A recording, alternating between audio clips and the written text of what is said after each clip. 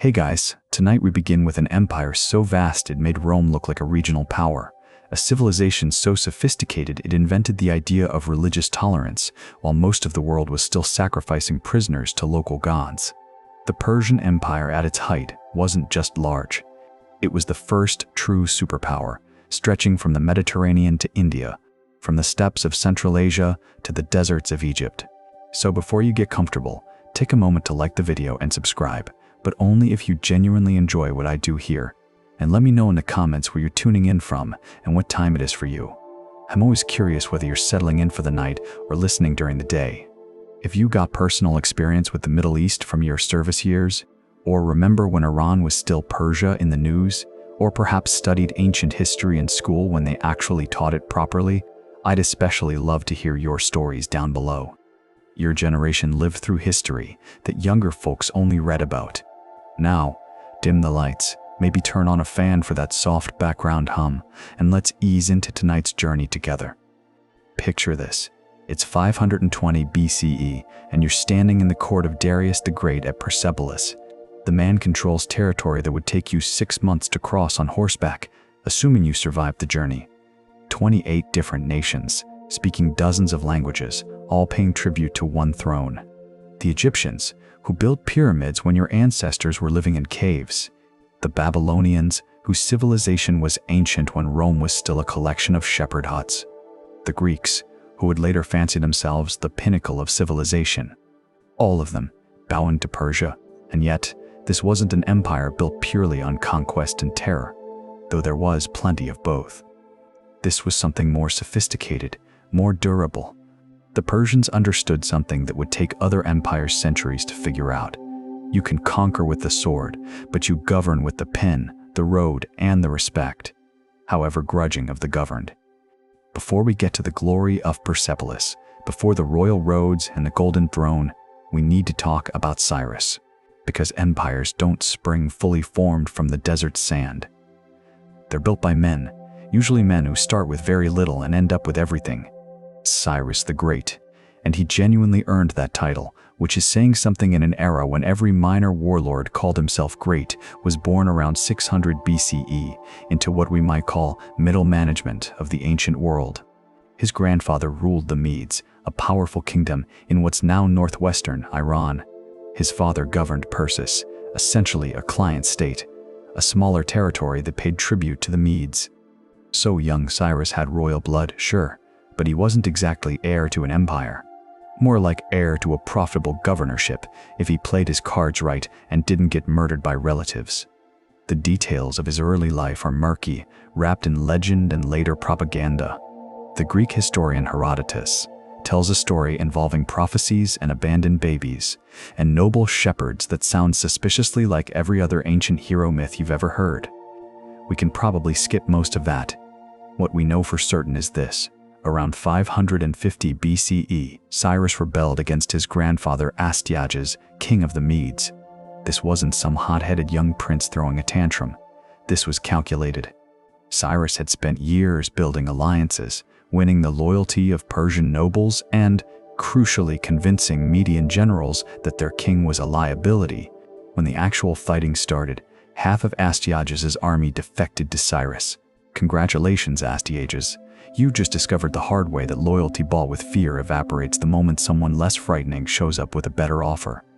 The Median Empire, which had been the dominant power in the region for decades, collapsed almost overnight, and Cyrus, now calling himself King of Persia, found himself in control of a substantial military machine and a decent chunk of the ancient world.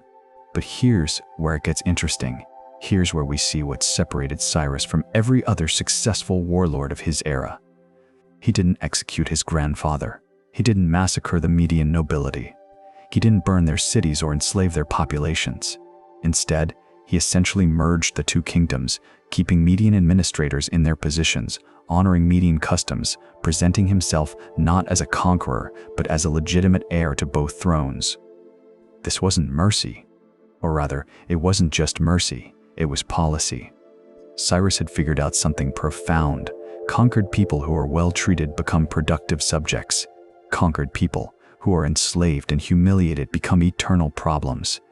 And Cyrus, unlike most ancient rulers, was playing the long game. With the Median Empire absorbed, Cyrus turned west toward Lydia, a wealthy kingdom in what's now western Turkey. The Lydian king, Croesus, was famous for his wealth. We still use the expression rich as Croesus today. Though most people have no idea who Croesus was, Croesus made a classic mistake. He consulted the oracle at Delphi, asking whether he should attack Persia. The oracle told him that if he attacked, he would destroy a great empire. Feeling confident, he marched east. Spoiler, the great empire he destroyed was his own. The campaign was brutal. Cyrus moved fast, pushing through Lydia with a speed that caught Croesus completely off guard. They met in battle at Pteria, fought to a bloody stalemate, and Croesus, thinking the fighting season was over, disbanded most of his army and went home to Sardis for the winter. Cyrus didn't go home. He followed Croesus straight to Sardis, arriving before the Lydian king could even process what was happening. The siege of Sardis should have been long and difficult.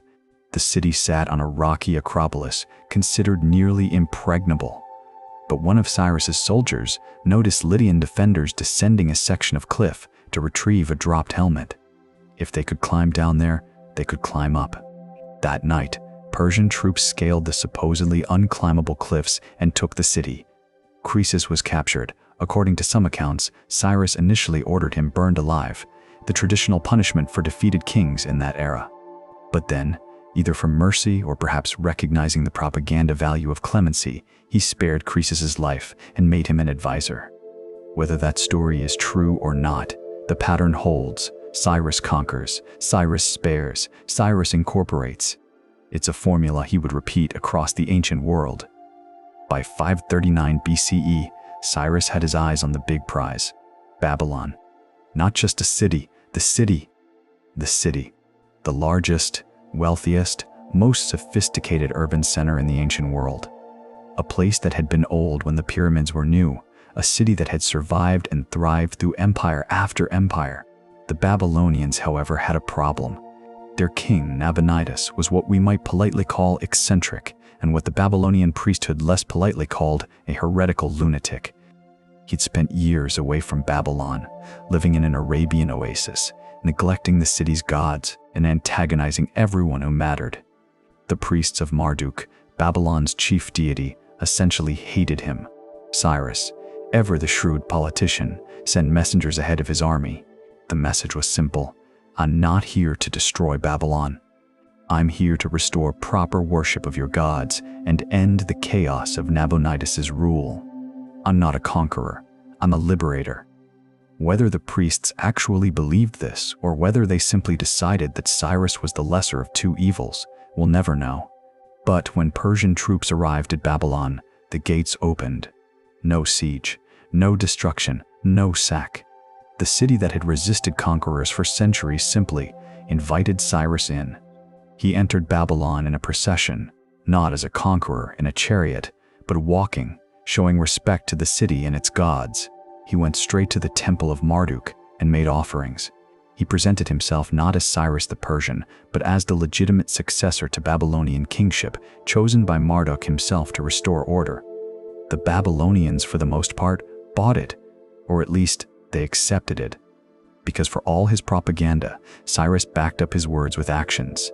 He restored temples that Nabonidus had neglected. He returned sacred objects that had been removed.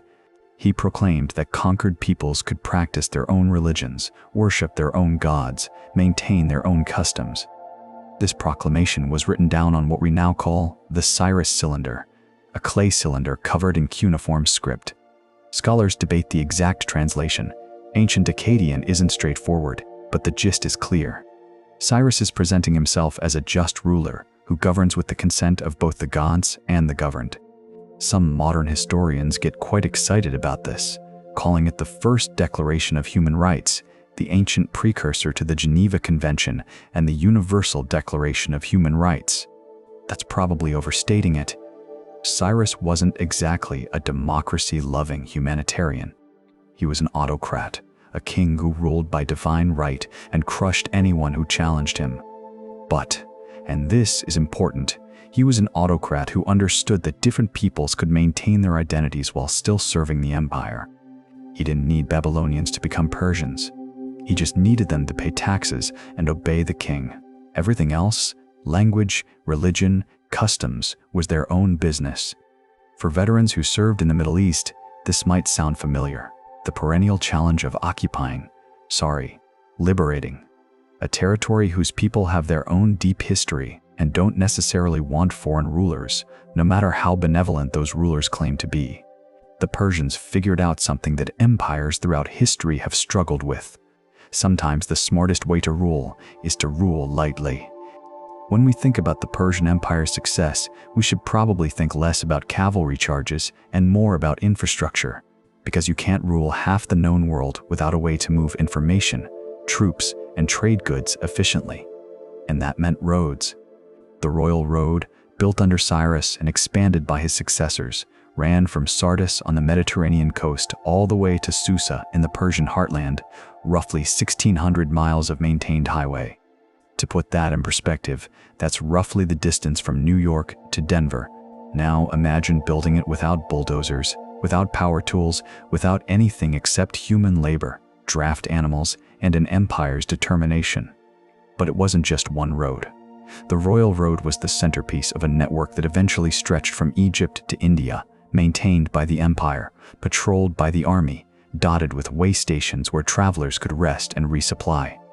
Herodotus, our gossipy Greek friend who wrote about everything, describes the royal messenger system with genuine awe.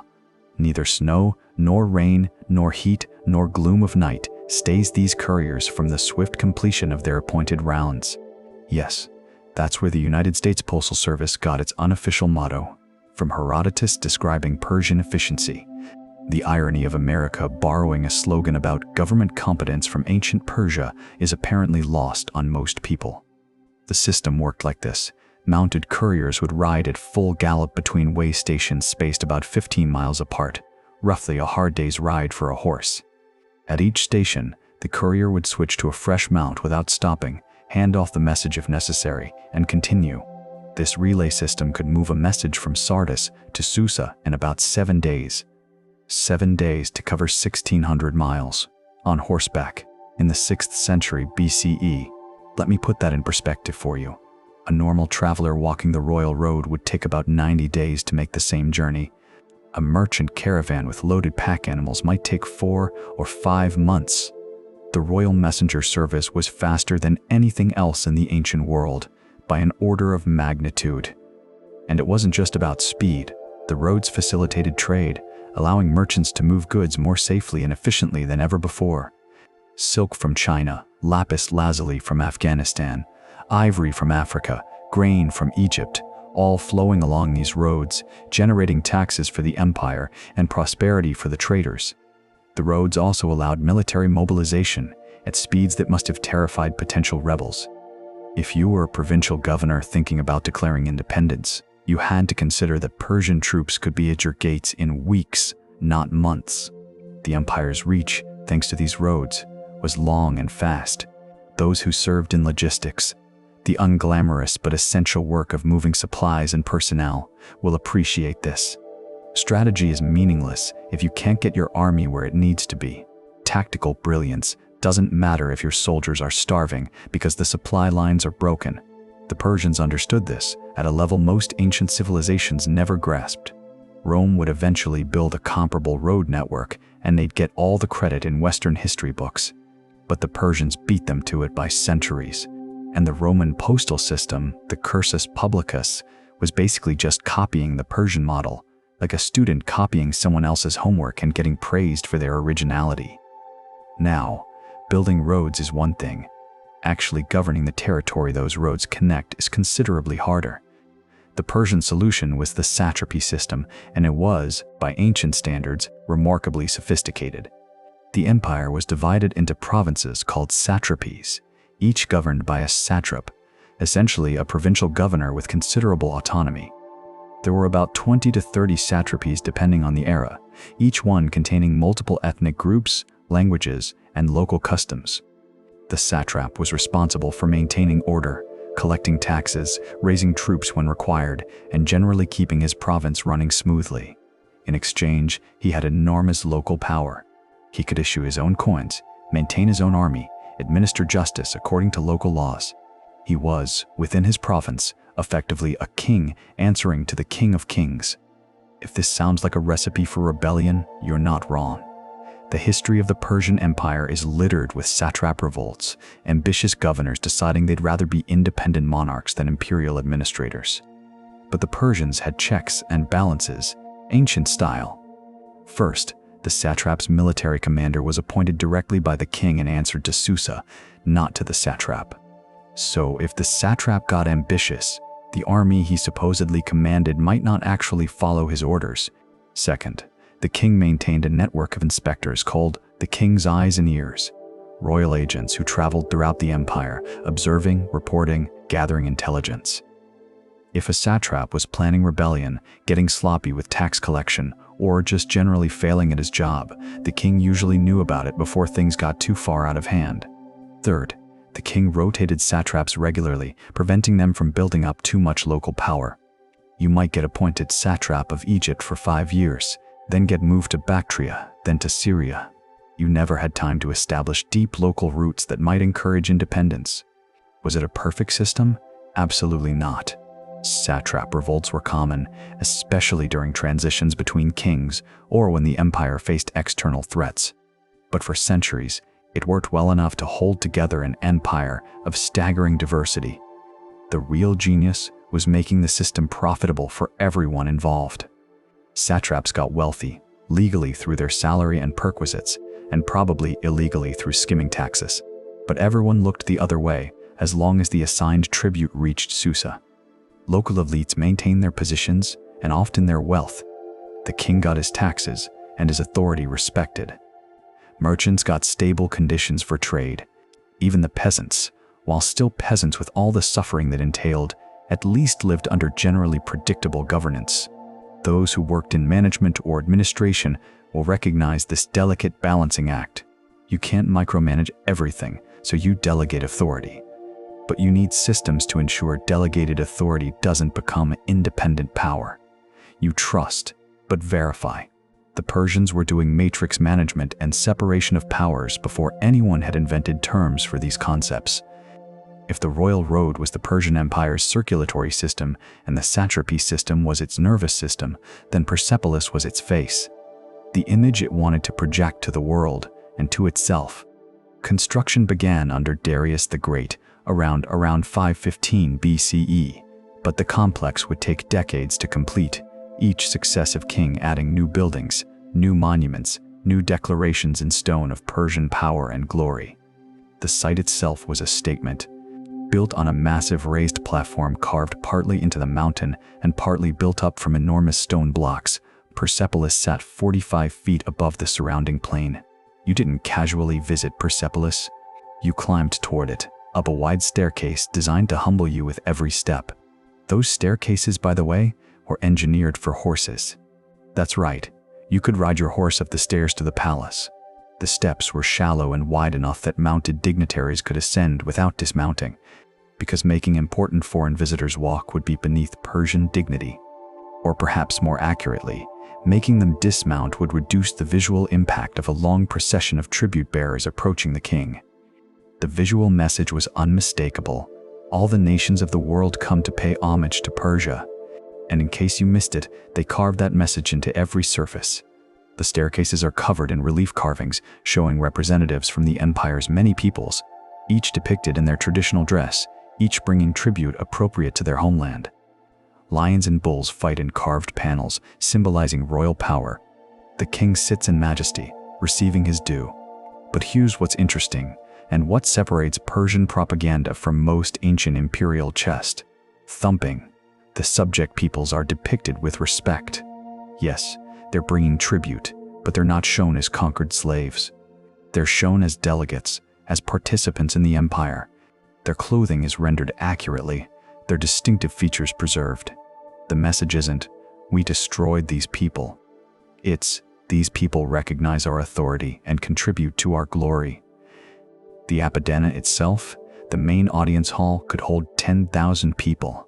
72 columns supported the roof, each column 65 feet tall.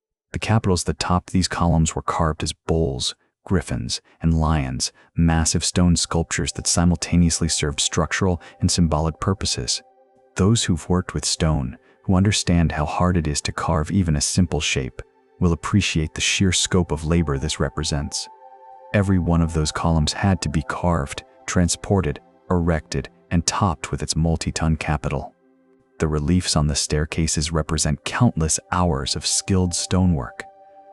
The platform itself required moving and placing massive blocks with Bronze Age technology. The wood came from Lebanon cedar beams shipped hundreds of miles. The stones came from quarries in the surrounding mountains. Limestone, gray marble, transported by draft animals and human muscle.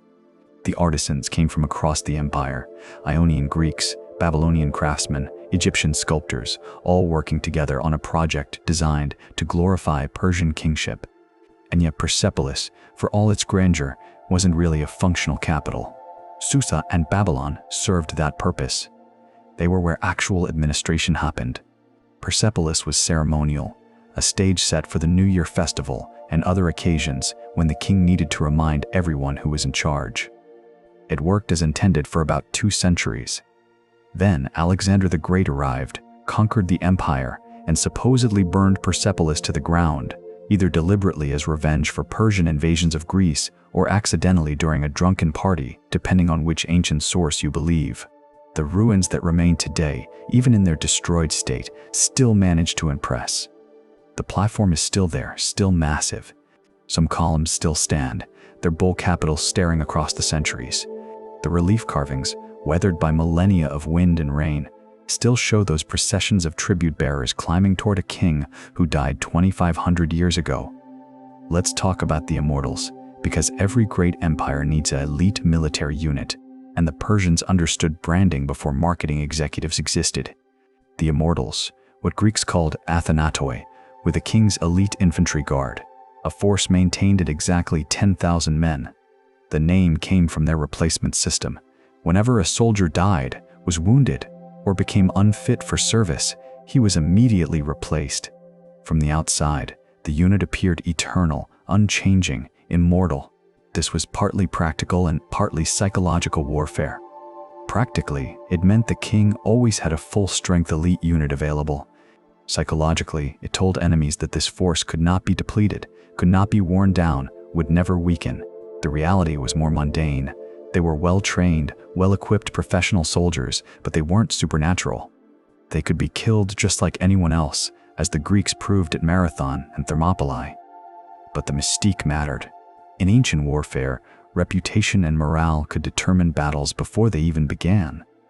The Immortals' equipment reflected their elite status. Scaled armor, small bronze plates laced together. That was expensive and labor-intensive to produce, but provided excellent protection while remaining reasonably flexible. Their spears had distinctive silver or gold pomegranates as counterweights at the base. Not because pomegranates had tactical value, but because it looked impressive and identified them instantly. For those who served, you'll recognize this tension between practical military gear and equipment designed for display. The Immortals had to be both capable warriors and walking advertisements for Persian power. They needed to fight effectively and look intimidating while doing it. In battle, the Immortals typically served as the king's personal guard and strategic reserve. They didn't charge mindlessly into combat like barbarian warriors. They held position, they maneuvered as units, they fought with discipline. When they did attack, they attacked together, a 10,000-man hammer wielded by the king. The Greeks, who fought them repeatedly, had mixed opinions. On one hand, Greek hoplites, with their heavy shields and longer spears, had advantages in close-quarter combat. On the other hand, 10,000 well-trained, well-equipped soldiers who never seemed to diminish in number were a serious problem, especially when supported by Persian cavalry and archers. But the Immortals weren't just battlefield units. They were also palace guards, providing security for the king and his court. They accompanied the king on his travels throughout the empire. They stood at attention during ceremonies at Persepolis, adding to the visual spectacle of imperial power. Think of them as a combination of the Marine Corps, elite fighters, the Secret Service, presidential security, and the Coldstream Guard's ceremonial presence. That's a lot of pressure for 10,000 guys. The unit survived through multiple Persian kings, maintaining its traditions and mystique until Alexander's conquest ended the Achaemenid dynasty. After that, the concept of the immortals persisted. Later, Persian empires and neighboring kingdoms created their own versions, recognizing the value of a branded elite unit. Modern military special forces owe something to this ancient precedent. Identify your best soldiers, give them distinctive equipment and insignia, maintain standards rigorously, cultivate reputation deliberately. The immortals understood that sometimes the perception of invincibility is almost as valuable as actual invincibility. Almost. Here's where the Persian Empire gets genuinely interesting from a historical perspective, and where Cyrus's policy decisions shaped not just his empire, but influenced how empires would function for centuries afterward. Most ancient conquerors had a simple approach to defeated people's gods: destroy their temples, melt down their sacred objects, assert the supremacy of the conqueror's deity. This accomplished two things. It humiliated the conquered, and it enriched the conqueror with all that melted down gold. Cyrus looked at this traditional approach and said, essentially, what if we tried the opposite? The policy of religious tolerance. And we should be careful about that word, tolerance, because this wasn't Enlightenment-era respect for human dignity. This was calculated statecraft. The policy became a cornerstone of Persian governance. When Cyrus conquered Babylon, he restored the worship of Marduk. When he took control of the Levant, he allowed Jews to return from Babylonian exile and rebuild their temple in Jerusalem, even funding the construction from the imperial treasury. This isn't speculation or propaganda. It's recorded in both Persian and biblical sources. Why did he do this? Certainly not because Cyrus was a proto-liberal or believed in religious freedom as a human right. He did it because it worked. A conquered people whose gods are respected, whose temples are restored, whose priests are honored. These people have less reason to rebel. They still resent foreign rule, sure, but that resentment is tempered by the recognition that it could be much worse. They've heard what happened to cities that resisted Assyrian conquest. They know about Babylonian deportation practices. Compared to those alternatives, Persian rule starts looking reasonable. Furthermore, by positioning himself as a protector of local religions, Cyrus could claim divine sanction from multiple pantheons simultaneously. The Babylonian god Marduk chose him. The Jewish god Yahweh anointed him. His own Persian god Ahura Mazda favored him. From a public relations standpoint, it's brilliant covered from all angles. The Persian religion itself, Zoroastrianism, may have actually encouraged his tolerance, though scholars debate the details. Zoroastrianism, founded by the prophet Zarathustra, or Zoroaster to the Greeks, was relatively sophisticated for its era. It taught that the universe was a battleground between good, Ahura Mazda, and evil, Angra Mainyu, and that humans had free will to choose their side. Unlike many ancient religions that were primarily about ritual and sacrifice, Zoroastrianism had an ethical dimension. Good thoughts, good words, good deeds. It promised afterlife rewards for the righteous and punishment for the wicked. It had concepts of heaven and hell, final judgment, even a future savior figure who would defeat evil permanently. If you're thinking that sounds suspiciously like later Western religions, you're not wrong. Scholars believe Zoroastrianism significantly influenced Judaism during the Babylonian exile and Persian period, and through Judaism, influenced Christianity and Islam. Concepts like angels, demons, Satan as a personified evil force, apocalyptic final battles, paradise and hell.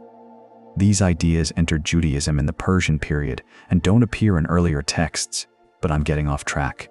The point is, Zoroastrianism didn't demand exclusive worship. Ahura Mazda was supreme, but that didn't mean other people's gods didn't exist or couldn't be worshipped. This theological flexibility made the imperial tolerance policy easier to implement. For those who remember when religious differences could spark violence, and in some parts of the world still do, the Persian approach seems almost modern. Not that Persians were pacifists. They burned down a city that rebelled without hesitation. But they generally didn't care what gods you worshipped, as long as you paid your taxes and acknowledged the king's authority. This created a remarkably stable empire for its size. Yes, there were rebellions. Yes, there were internal conflicts. But the empire lasted over 2 centuries before Alexander conquered it, and even after Alexander's death, Persian culture and administrative practices persisted under his successors. The lesson, which empires throughout history have struggled to learn, is this: people will accept a lot if you let them keep their identity. You can tax them, conscript their sons, regulate their trade, and they'll grumble but comply. But threaten their religion, their language, their customs, the things that tell them who they are, and they'll fight you until they're destroyed, or you are. When we talk about Persian power, we can't ignore one of its most visible manifestations: food. Specifically, the royal table, which was less about eating and more about displaying the reach and wealth of the empire. The Great King, and that was his official title, King of Kings, Great King, King of Persia, King of Countries, didn't just eat. He performed eating as theater, as statecraft, as demonstration of power. Ancient sources describe royal meals that would make modern state dinners look like potlucks. We're talking thousands of guests, foods from every corner of the empire, entertainment, elaborate protocols. The king himself ate behind a screen, partially hidden from the general guests, maintaining mystique even while dining. Herodotus claims the daily cost of the royal table was equivalent to the food for 40,000 people. That's probably an exaggeration. Herodotus loved a good exaggeration, but even if the actual number was a tenth of that, we're still talking about spectacular expense. But it wasn't just about gluttony or waste. The royal table demonstrated something crucial: the empire's ability to move goods vast distances and present them fresh at the king's table. Having fish from the Persian Gulf served in Susa, 300 miles inland, proved you controlled both the coast and the roads. Serving fruits from Media alongside wines from Greek islands showed the extent of your reach. It was logistics as propaganda. The Persian kings also maintained the tradition of king's gifts, periodic distributions of food and goods to favored courtiers, officials, and even subjects. This served multiple purposes. It demonstrated royal generosity, reinforced hierarchies. The quality and quantity of your gift reflected your status, and it created obligation and dependency. Those who've worked in corporate environments where the boss buys lunch or hands out bonuses will recognize the dynamic. It's not just generosity, it's demonstration of power and creation of reciprocal obligation. You owe me now. Maybe not explicitly, but the debt is there, waiting to be called in. The elaborateness of Persian dining customs actually became a point of criticism among Greeks, who prided themselves on their supposed simplicity and virtue. Greek writers loved to contrast modest Greek meals with decadent Persian feasts, positioning Greek austerity as morally superior to Persian luxury. Of course, these same Greek writers were often describing feasts they attended as guests of Persian officials, eating that decadent Persian food while composing their criticisms. The hypocrisy apparently escaped them. The reality is more nuanced.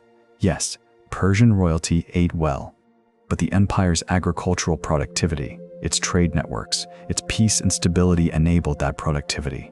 The royal table was the apex of a functioning economic system that fed millions. And let's be honest, if you've spent your career building something significant, whether a business or an institution or even a well-managed household, you probably didn't live like an ascetic either. The Greeks' criticism of Persian luxury often sounds like sour grapes from people who controlled a few city-states criticizing an actual empire that spanned continents. For all their sophistication in governance, trade, and military organization, the Persians never solved one critical problem: smooth succession. And this weakness, more than any external enemy, repeatedly brought the empire to the brink of collapse. The theory was straightforward: the king's eldest son would inherit. Simple. Except it was never simple. Cyrus the Great died in 530 BCE, probably in battle against nomadic tribes in Central Asia. The details are murky and contradictory. His son Cambyses inherited the throne and promptly had his brother Bardia executed, eliminating potential competition. But murdering your brother doesn't guarantee stability, it guarantees paranoia.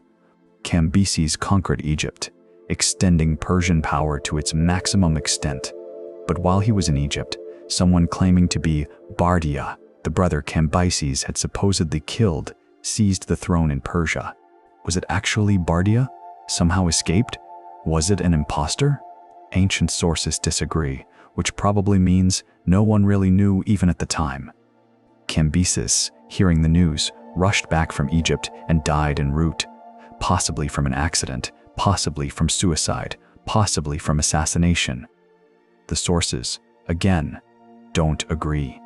This left Bardia, or whoever he was, on the throne. He ruled for 7 months before being killed by a conspiracy of 7 Persian nobles led by Darius, a distant member of the royal family. The conspirators claimed they killed an imposter. Maybe they had. Maybe they'd killed the real Bardia and invented the imposter story to justify regicide. We'll never know. What we do know is that Darius seized the throne and spent his first year crushing rebellions across the empire. Nearly every satrap thought they saw an opportunity in the chaos and tried for independence. Darius methodically defeated them one by one and had his victories carved into cliff faces so future generations wouldn't forget. The Behistun inscription, carved into a cliff in western Iran, records these victories in 3 languages: Old Persian, Elamite, and Babylonian, complete with detailed reliefs showing Darius triumphant over rebels. It's propaganda, but informative propaganda. Darius managed to stabilize the empire and ruled successfully for 36 years. But when he died, the succession chaos repeated. His son Xerxes took the throne, but not without challenge. When Xerxes died, possibly assassinated, the court intrigues got even worse. The problem was structural. Persian kings had multiple wives and concubines, which meant multiple sons with claims to the throne. The lack of clear primogeniture rules meant every succession was potentially contested. And because kings feared their own sons as potential usurpers, they often kept princes isolated and powerless, which meant new kings typically lacked administrative experience when they took power. This is a recipe for disaster, and Persian history serves that disaster repeatedly. Assassinations, palace coups, civil wars between brothers, wives poisoning rival sons. It reads like a violent soap opera, except the stakes were control of half the known world. Those who've watched corporate succession battles or family business disputes will recognize the dynamics. When huge power and wealth are at stake, when the rules aren't clear, when multiple people have plausible claims, violence becomes a rational strategy. The Persian Empire survived these succession crises for 2 centuries, which is actually impressive. But each crisis weakened the empire, distracted from external threats, and encouraged satraps to test their independence. By the time Alexander showed up, the empire was dealing with yet another questionable succession, and the response to his invasion was hampered by internal divisions. Ironically, Alexander died at 32 without a clear heir, and his empire immediately fragmented into warring kingdoms ruled by his generals. The succession problem isn't uniquely Persian. It's the problem of monarchy, of concentrated power passing through inheritance rather than merit or process. The Persians just did it at a larger scale than most. Let me tell you about one of the Persian Empire's genuine technological marvels that almost nobody talks about: qanats. These underground water tunnels don't feature in epic movies about ancient warfare, but they made Persian civilization possible in one of the driest regions on Earth. Here's the problem the Persians faced. Most of their territory was arid or semi-arid. Surface water was scarce. Wells helped but were limited. Irrigation from rivers worked where there were rivers, but most of Persia was too far from major waterways. The solution was the qanat, a gently sloping underground tunnel that tapped into groundwater in the mountains and brought it by gravity to where people needed it, sometimes 30 or 40 miles away. The engineering was sophisticated. First, surveyors would locate a water source, usually in mountain foothills where underground water tables were accessible. Then, workers would dig a tunnel from the desired endpoint back toward the source, maintaining a precise gradient, just enough slope for water to flow, but not so much that it would erode the tunnel. To maintain this tunnel and provide ventilation for workers, they dug vertical shafts from the surface down to the tunnel at regular intervals. These shafts also served for maintenance access and bringing excavated material to the surface. The result is the distinctive pattern you can still see from the air in Iran and other parts of the Middle East. A line of circular depressions stretching across the desert, marking the path of a qanat tunnel underground. This wasn't easy work. The tunnels might be miles long, dug entirely by hand with basic tools. Cave-ins were common, workers died. But the payoff was enormous. Reliable water in regions where surface water was unreliable or non-existent.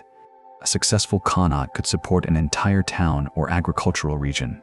Some khanates built 2,000 years ago still function today, bringing water to cities that have existed continuously since the Achaemenid period. Those who've worked in civil engineering, who understand the difficulty of maintaining precise grades over long distances, who appreciate the challenge of underground work with primitive equipment, you'll recognize the technical achievement this represents. The khanate system had another advantage. The water stayed cool underground and lost minimal volume to evaporation, unlike surface irrigation channels that might lose half their volume to the desert sun before reaching their destination. Persian engineers calculated grades so precisely that khanates could maintain flow for miles while descending only a few feet per mile. Enough for gravity to work, but not enough to cause erosion or require constant maintenance. Compare this to Roman aqueducts, which everyone learns about in school. Roman aqueducts are certainly impressive, with their massive arched structures spanning valleys. But they were surface constructions, expensive and vulnerable.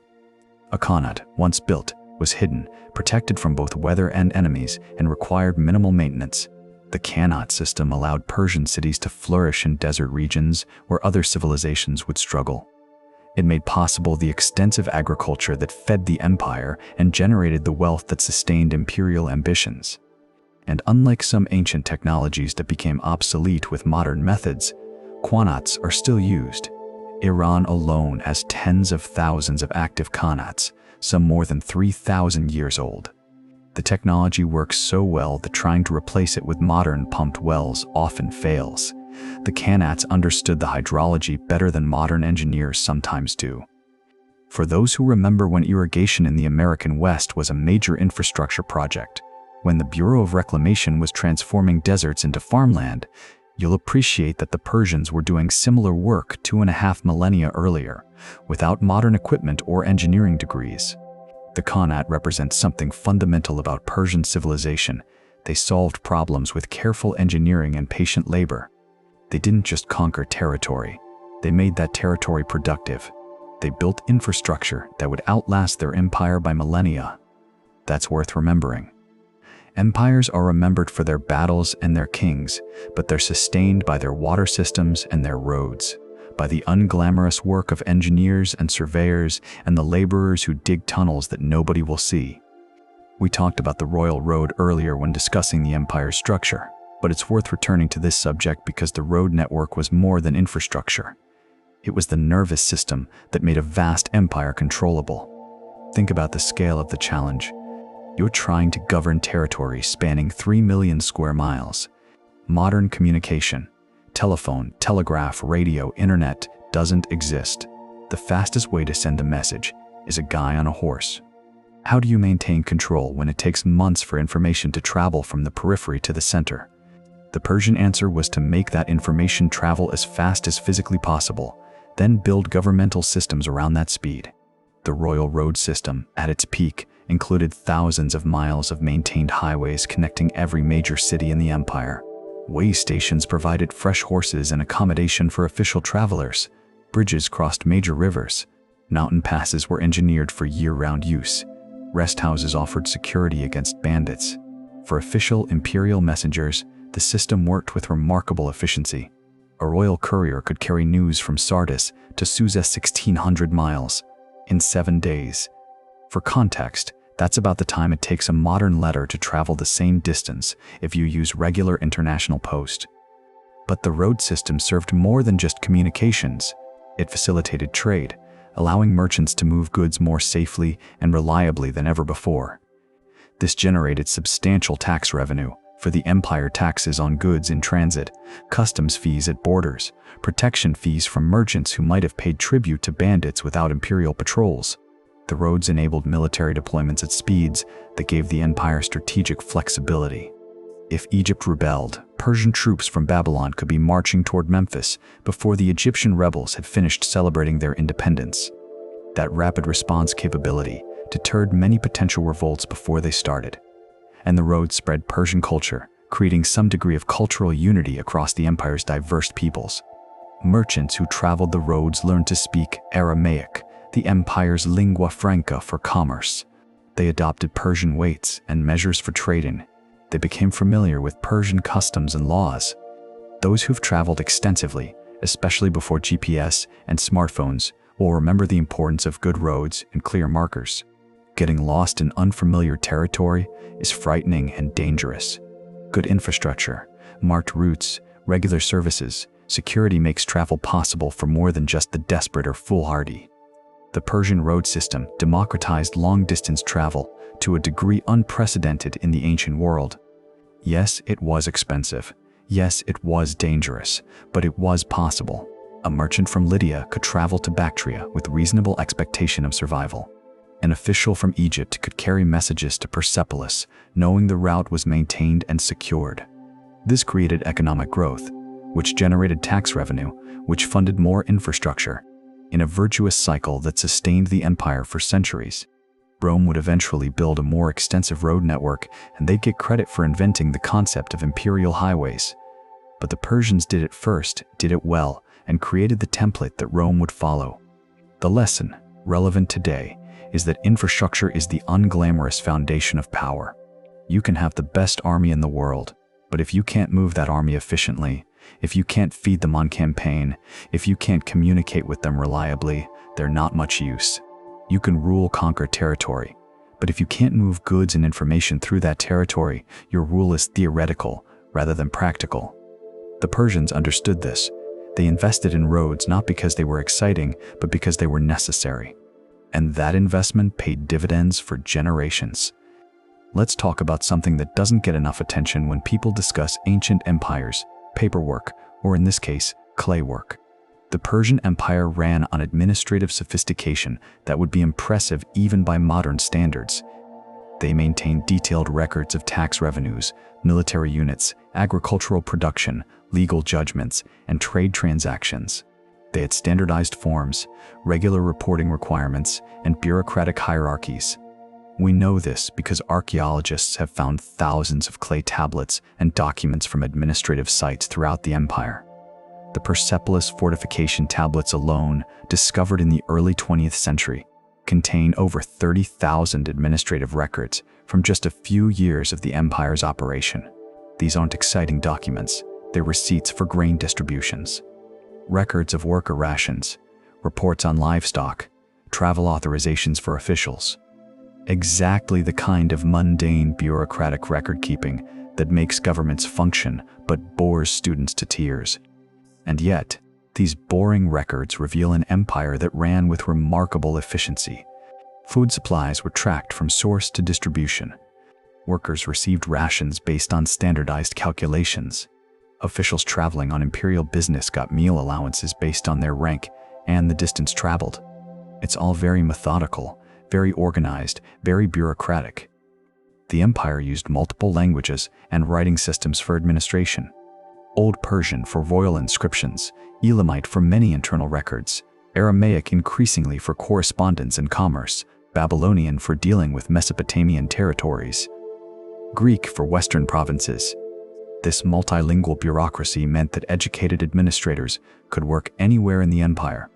A scribe who learned Aramaic script and Persian administrative practices could transfer from Egypt to Bactria and perform the same functions. This created a professional administrative class whose loyalty was to their positions and the system rather than to local power structures. For those who've worked in large organizations, you recognize this pattern. Standardized processes, regular reporting, professional administrators who enforce consistency across diverse operations. It's modern corporate structure, just implemented with clay tablets instead of email. The tax system was particularly sophisticated.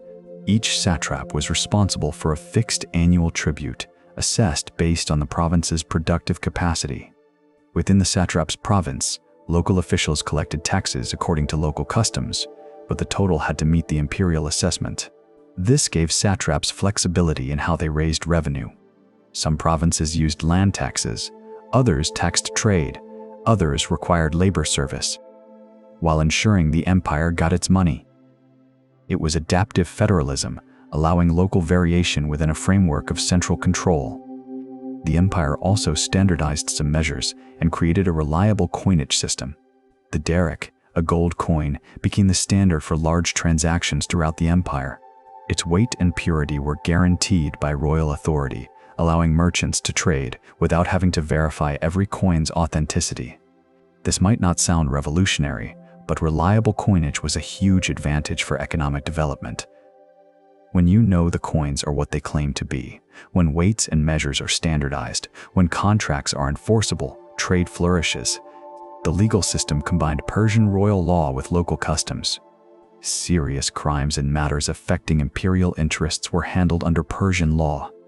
Local disputes were often adjudicated according to traditional local legal frameworks, as long as those didn't conflict with imperial authority. This legal flexibility, like the religious tolerance, was practical rather than principled. The empire didn't care how you resolved property disputes, or inheritance questions, or local crimes, as long as you paid your taxes and didn't threaten imperial authority. Let people keep their legal traditions, and they're more likely to accept foreign rule. Those who've dealt with government bureaucracies know they're often frustrating, but they're also necessary for organizing complexity. You can't run a vast organization on personal relationships and informal agreements. You need systems, processes, records, standards. The Persians understood this 2,500 years ago.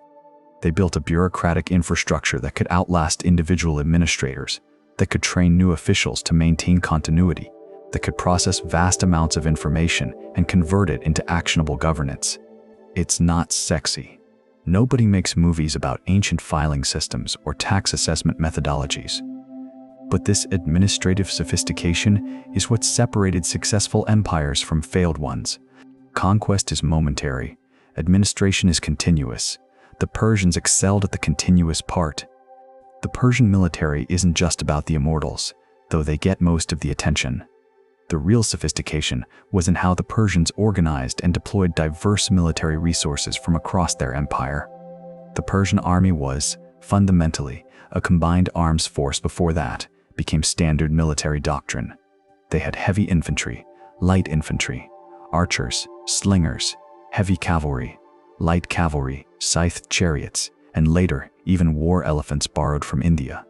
Each type had specific tactical roles, and Persian commanders learned to use them in coordination. Archers, often from Persian heartland territories, provided ranged firepower. They could loose thousands of arrows before an enemy close to hand range, disrupting formations and causing casualties before melee engagement. Light cavalry from the steppes, Scythians, Massagetae, other nomadic peoples pressed into service, scouted, harassed enemy flanks, and pursued routed enemies. They couldn't stand in a direct fight against heavy infantry, but they didn't need to. Their job was mobility and harassment. Heavy cavalry, often from Media and Persia proper, could charge home against infantry formations, though this was risky against well-prepared opponents. Their primary value was shock. The psychological impact of armored horsemen thundering towards you was significant, even if the charge itself might fail against good infantry.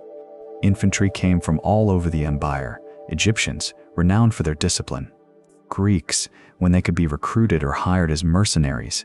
Yes, Greeks fought for Persia against other Greeks. Babylonian contingents, Bactrian spearmen. Each group fought in their traditional manner, but under Persian overall command. This created challenges. Different units had different languages, different equipment, different training, different tactical doctrines. Coordinating such a diverse force required sophisticated command structures and clear signaling systems. But it also created advantages. The empire could field enormous armies by calling up contingents from multiple satrapies. They had tactical flexibility, able to deploy the right type of force for specific situations, and they could absorb heavy casualties in one ethnic contingent without destroying overall combat effectiveness. Those who served in coalition warfare, who dealt with the challenges of coordinating forces from different nations with different doctrines and capabilities, will recognize both the advantages and frustrations of this approach. The Persian military supply system deserves mention. Those royal roads weren't just for messages and trade. They moved military supplies, grain, weapons, replacement equipment, reinforcements. The army on campaign was supplied through organized logistics that would be impressive even by modern standards. Ancient armies typically lived off the land, which meant they devastated their own countryside when operating at home and faced starvation if enemy territory wouldn't support them. The Persians, through their supply system, could campaign farther from home bases and sustain larger forces in the field longer than opponents. When Alexander invaded Persia, he was facing not just an army, but an entire military logistical system that had been refined over 2 centuries. The Persians lost ultimately, but not because their system was inferior. They lost because their emperor at the time, Darius III, was incompetent, because Alexander was one of history's great tactical geniuses, and because the empire was dealing with internal divisions that weakened their response. The military system itself was sound. Combined arms warfare, professional soldiers supplemented by ethnic levies, sophisticated logistics, experienced commanders. All the pieces were there. They just happened to run into an exceptional opponent at a moment of internal weakness. The Persian king wasn't just a ruler. He was a theological figure, a military commander, a chief administrator, and, critically, a performer in an elaborate theater of power. The title said it all. King of kings, great king, king of Persia, king of countries. Not just a king, but the king above all other kings. The satrap governing Egypt might call himself King of Egypt, but he answered to the King of Kings. Local rulers throughout the empire might maintain their traditional titles, but they acknowledged the Persian emperor's supremacy. This wasn't just ego, though there was plenty of that. It was a constitutional principle. The Persian king was claiming to be the rightful ruler of the entire known world, the earthly representative of divine order, the supreme authority to whom all other authority was subordinate. To maintain this position, the king had to constantly demonstrate and perform his supremacy. This is where the elaborate court rituals came in, the massive building projects, the expensive ceremonies, the public displays of wealth and power. The king didn't casually interact with subjects. He appeared, majestically, at orchestrated events designed to impress and intimidate. When he held audience, he sat on an elevated throne, often behind a screen or curtain that allowed him to see but maintained his separation. Approaching the king uninvited could be a death sentence. He literally held life and death authority over everyone in his presence. This distance and formality wasn't personal preference. It was governance strategy. A king who's remote and mysterious, who appears only in carefully staged grandeur, is harder to challenge than one who's accessible and familiar. Familiarity breeds contempt. Mystery breeds awe and fear. The king traveled with an enormous retinue, court officials, servants, guards, his harem, his treasury. When the Persian court moved between capitals, and they moved seasonally, Susa in winter, Ekbatana in summer, avoiding the worst weather in each location, it was a massive logistical operation. Thousands of people, pack animals, wagons, tents, supplies. This mobile court was itself a demonstration of power. Look at what I can move. Look at the resources I command. Look at the organization required to shift an entire governmental apparatus from city to city on a seasonal schedule. The king's personal life was carefully controlled and publicly invisible. He had multiple wives, ranked by status. The queen mother often wielded significant informal power, advising her son and managing court politics. Secondary wives and concubines provided heirs and political alliances. Marriages to daughters of subject kings were common, binding those rulers to the empire through family ties. But the king's personal preferences, his relationships, his private opinions, these were carefully hidden behind court protocol. The public figure was all most people ever saw. The remote sovereign who granted audiences from behind screens, who issued decrees that traveled across continents, whose word was law because he was the king of kings. This system worked, mostly, until it encountered individuals who couldn't or wouldn't play the role effectively. A competent king who understood the performance could rule effectively even if he wasn't particularly brilliant. A brilliant individual who couldn't maintain the royal mystique could destroy the empire, or at least damage it severely. Those who've worked in leadership positions, who understand that authority is partly performance, partly substance, and partly the willingness of others to accept your authority, will recognize this dynamic. You can't just be competent. You have to project authority, maintain appropriate distance, understand when to be visible and when to be remote, when to be generous and when to be terrifying. The Persian kings, for the most part, understood this. They played the role, maintained the mystique, and wielded power effectively because people believed in their right to that power. When that belief eroded, during succession crises, when weak kings couldn't maintain the performance, when Alexander demonstrated that the King of Kings could be beaten, the entire system became vulnerable. We need to talk about women in the Persian Empire because most histories ignore them except as occasional footnotes, and that's a mistake. While Persian society was patriarchal like every ancient society we know about, Persian royal women wielded considerable power, and women generally had more legal rights than they would in some later civilizations. Royal women, queens, queen mothers, princesses, occupied separate quarters and palaces, but this segregation didn't mean powerlessness. The royal harem was a political institution, not just a collection of wives. It was where alliances were negotiated, where royal children were raised and educated, where court intrigue occurred. The queen mother, in particular, could be enormously influential. She was the mother of the king, untouchable by court politics in ways the current wives were not. She advised her son, managed relationships between the king's various wives, influenced succession decisions, and sometimes acted as regent when the king was absent or during transitions between reigns. Atassa, daughter of Cyrus the Great and wife of Darius I, was one of the most powerful women in the ancient world. She influenced policy decisions, corresponded with satraps, and probably had significant say in choosing Xerxes as heir over his older brother. Her opinions mattered because she was the king's wife, but more importantly, because she was competent and politically astute. Beyond royalty, Persian women had property rights. They could own land, conduct business, manage estates. The Persepolis archives include records of women receiving rations for their work. Yes, women worked, at least in some contexts, and women managing agricultural production. Babylonian law under Persian rule allowed women to inherit property, make contracts, appear in court. This wasn't gender equality by modern standards, but it was better than what existed in many later civilizations that considered themselves advanced.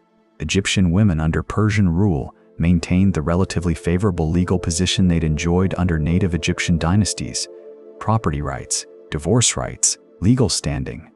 The Persians didn't impose stricter gender restrictions on conquered peoples. They generally let local customs continue. Those who remember when women couldn't open bank accounts without male permission in Western countries, yes, that was the 20th century in America, might appreciate that 2,500 years ago, Persian law allowed women to conduct business and own property in their own right. Of course, class mattered enormously. Royal women lived lives of luxury and wielded political power. Poor women were tarred at agriculture, textile production, or domestic service. As in all ancient societies, your gender mattered, but your social class mattered more.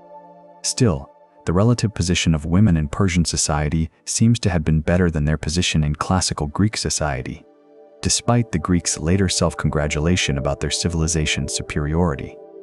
Greek women in Athens had fewer legal rights, less freedom of movement, and less ability to participate in public life than their Persian counterparts.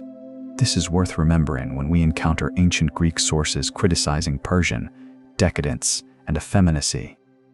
These criticisms often reflected Greek anxieties about their own strict gender segregation and the threatening prospect of women having independent power. The administrative records from Persepolis show women receiving travel rations for trips on imperial business, managing agricultural estates, and supervising workers. These weren't exceptions. These were routine administrative matters, suggesting that women's economic participation was common enough to be unremarkable to the record keepers. No empire lasts forever. The Persian Empire's decline was gradual, interrupted by periods of recovery, but the arc bent downward starting in the 5th century BCE. The Greek wars were the beginning. Darius I tried to punish Athens and Eretria for supporting a Greek revolt in Ionia. His expedition ended at Marathon in 490 BCE with a Persian defeat that shouldn't have happened. A smaller Greek force defeated a larger Persian army through superior tactics and better armored infantry. Darius planned a larger campaign, but died before he could launch it. His son Xerxes inherited both the throne and the grudge against Greece. Xerxes' invasion of Greece in 480 BCE was massive, probably the largest military expedition the ancient world had seen. Ancient sources claim millions of soldiers, which is absurd, but it was certainly huge. Hundreds of thousands of troops, a navy of hundreds of ships, massive logistical support. And it failed. The Spartans held Thermopylae long enough to disrupt the timetable. The Greek fleet defeated the Persian navy at Salamis. The Persian army was beaten at Plataea. Xerxes went home, the empire humiliated. Those defeats didn't destroy the empire, but they damaged its reputation for invincibility. More importantly, they showed that Persian military superiority wasn't automatic. A smaller, poorer coalition of Greek city-states had beaten the world's greatest empire.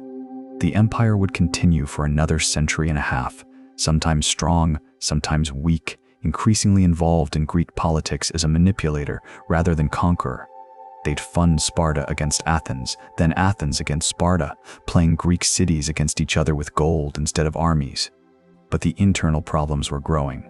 Succession crises became more frequent and more violent. Satrap revolts became bigger and harder to suppress.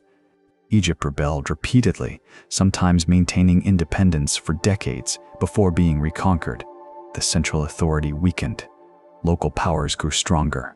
The empire that had seemed unshakable started to look vulnerable. By the time Alexander of Macedon invaded in 334 BCE, the empire was ruled by Darius III, a capable administrator but mediocre military commander who had the misfortune of facing one of history's great tactical geniuses. The Persian army at Granicus, Issus, and Gaugamela wasn't incompetent. They had good troops, reasonable tactics, numerical superiority. But Alexander was better. His Macedonian phalanx and companion cavalry were tactically superior to anything Persia could field. His ability to read a battle and exploit opportunities was unmatched. And critically, the empire was divided. Some satraps surrendered without fighting. Others fought but without full commitment. The empire that had once demonstrated cohesion and resilience couldn't muster unified resistance. Darius III fled the battlefield at Gaugamela, not from cowardice but from desperate hope he could rally forces elsewhere.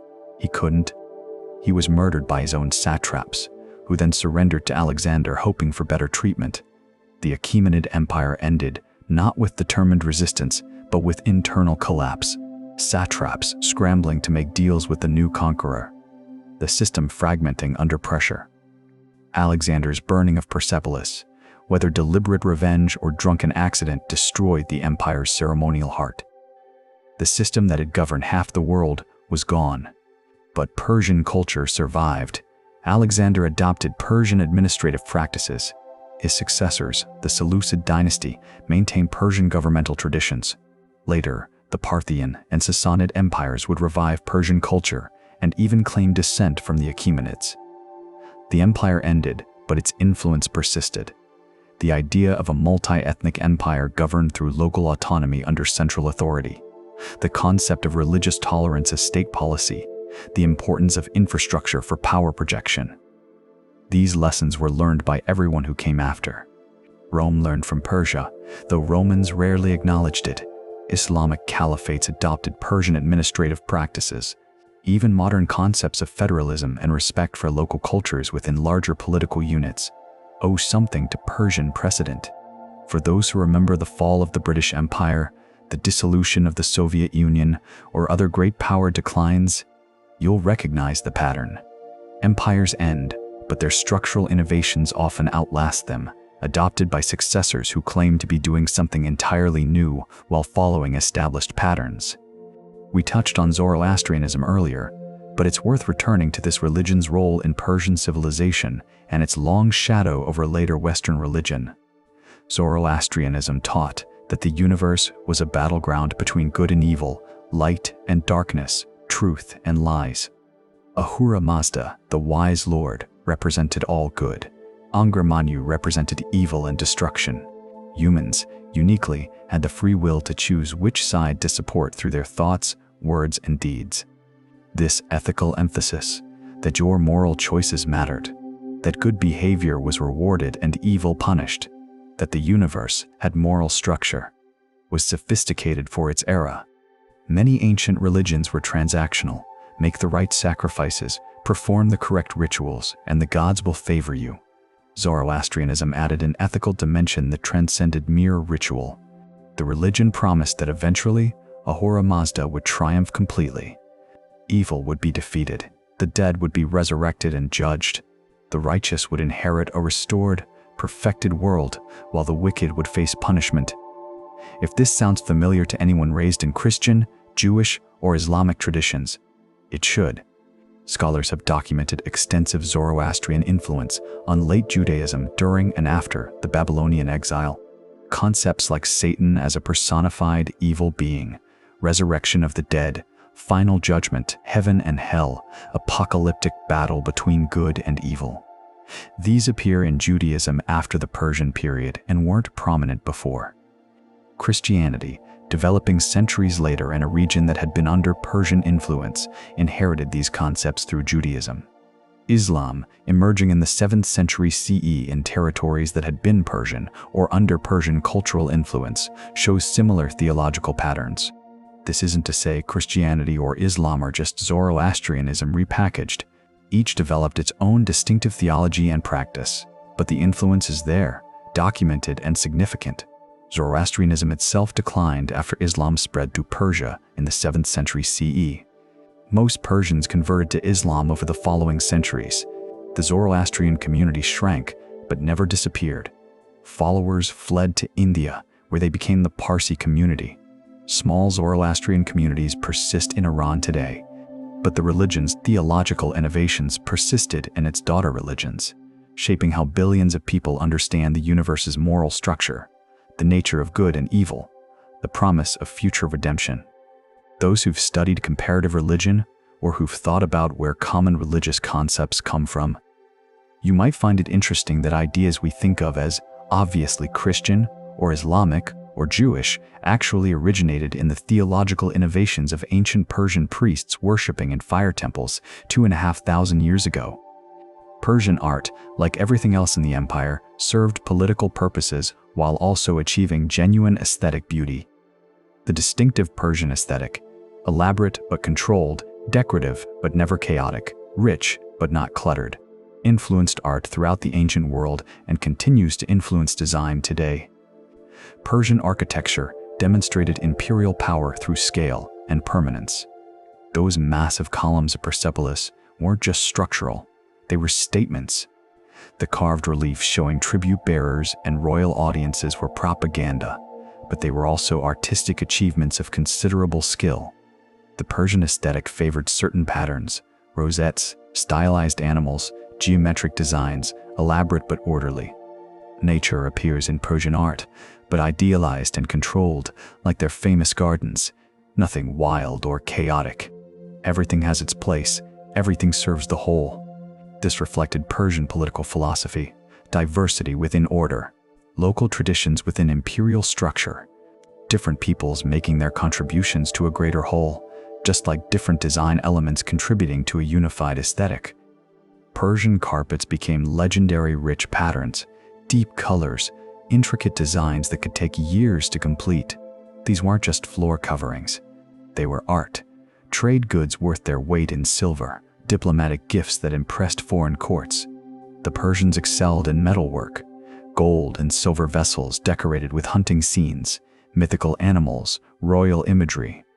These pieces demonstrated technical skill and artistic vision. Many survived because later civilizations recognized their value and preserved them. Persian gardens deserve particular mention. The word paradise comes from the Persian word piri-daiza, meaning walled garden. The concept of paradise as an ordered, beautiful, irrigated garden space where humans can live in peace. That's Persian. Persian gardens were marvels of hydraulic engineering and aesthetic planning. Water channels created geometric patterns. Trees and flowers were arranged in orderly designs. Shade and water made these spaces cool and pleasant in hot climates. They represented human triumph over harsh nature through knowledge and labor. Those who visited formal gardens or appreciated landscape architecture can trace this Persian influence through Islamic gardens, European formal gardens, even modern landscape design principles. The idea that gardens should have structure, that water should be incorporated aesthetically, that outdoor space can be organized as carefully as indoor space. All Persian innovations. Persian art wasn't about individual artistic genius. Most Persian art was anonymous, created by craftsmen whose names we don't know. It was about collective achievement, skilled labor in service to beauty and power, traditions passed from master to apprentice over generations. This aesthetic influence spread wherever Persian culture reached, which means basically everywhere from India to Europe. Islamic art inherited Persian decorative principles. Byzantine art shows Persian influence. Even Chinese ceramics incorporated Persian motifs through Silk Road trade. The empire ended over 2,000 years ago, but you can still see Persian artistic influence in buildings, carpets, decorative arts, and gardens worldwide. Beauty, like good engineering, outlasts empires. So what do we make of all this? The Persian Empire at its height, 2 centuries of dominance over half the known world, a civilization that figured out how to govern vast territory and diverse peoples with sophistication that wouldn't be matched for centuries. The Persians weren't perfect. No empire is. They conquered brutally when necessary. They maintained power through military force and sophisticated control systems. Individual freedom as we understand it today didn't really exist. Nobody in the ancient world would have recognized the concept. But they did understand something profound about sustainable governance. You can conquer with the sword, but you govern with consent, or at least with the absence of constant rebellion. Let people keep their gods, their languages, their customs. Tax them, conscript them, regulate them, but don't demand they become something they're not. Build roads so goods and information move efficiently. Maintain administrative systems that work. Reward competence and punish betrayal, but don't make the price of cooperation so high that rebellion seems attractive. These aren't mystical insights. They're practical lessons learned through trial and error over centuries. But they worked.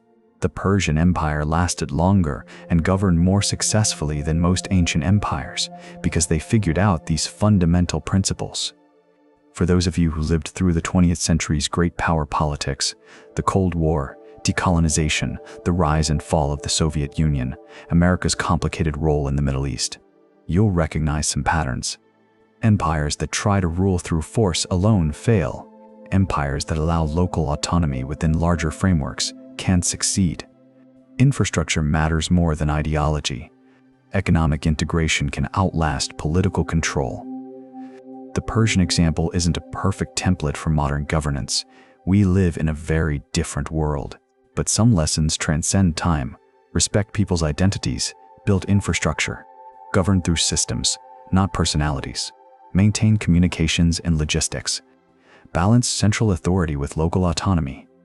These principles work whether you're ruling with clay tablets or computer networks. The empire fell when it lost internal cohesion, when succession crises became too frequent, when satraps became too independent, when military defeats damaged the mystique of invincibility, and critically, when Alexander showed up, young, brilliant, commanding a smaller but tactically superior force at a moment when the empire was divided and poorly led. Even the greatest empires are vulnerable when internal problems meet external threats.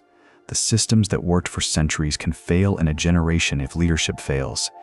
But the legacy survived. Persian administrative practices influenced everyone who came after. Persian culture persisted under new rulers. Persian ideas about governance, religion, art, engineering, all spread and influenced later civilizations. When you study Roman provincial administration, you're seeing Persian influence. When you read about Islamic caliphates governing diverse territories with local autonomy under central authority, that's a Persian inheritance. When you admire formal gardens or intricate carpets or the concept of religious tolerance as state policy, thank the Persians. For younger people, the Persian Empire might seem impossibly remote, ancient history, dusty and irrelevant. But for those of you who've lived long enough to see how history echoes, who remember when Iran was Persia in American news reports, who perhaps served in the Middle East and saw how ancient patterns still shape modern realities, you know that the past isn't really past. The same territories the Persians governed are still contested. The same questions about how to govern diverse peoples persist.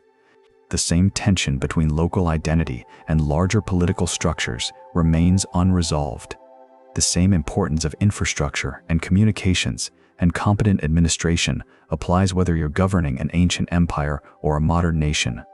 Tonight, as you drift off, think about this: an empire that controlled half the known world, that built roads still in use, that created water systems still flowing, that developed governance principles still relevant. A civilization that figured out religious tolerance 2,000 years before the Enlightenment, that understood infrastructure as power, that knew you govern people not just with armies, but with fair administration and respect for local customs. They built in stone and clay, in gold and bronze, in water channels and roads. But they also built in ideas, concepts of governance and tolerance, of cultural synthesis, of administrative competence. And those ideas, unlike stone palaces, can't be burned by conquerors.